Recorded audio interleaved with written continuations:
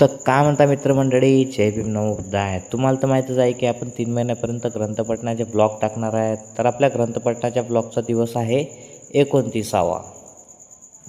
या ग्रंथातील दिव्य खंडामध्ये भाग 7मध्ये आपण वाचणार आहोत कनिष्ठ आणि समाजजनाची धम्मदीक्षा.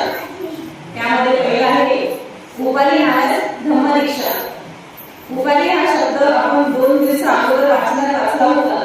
ज्यावेळेस शाक्य देशात तथागत भगवान गौतम बुद्ध परत येतात त्यावेळेस शाक्यांनी असं ठरवलं होतं की त्यांच्या कुटुंबातील प्रत्येक मुलगा त्यांनी संघाला अर्पण करण्याचे ठरवले होते. त्यामध्ये अमिगोदनाचे कुटुंब होते. अमिगोदनाला 2 पुत्र होते, अनिरुद्ध आणि महाना. ज्यावेळेस महाना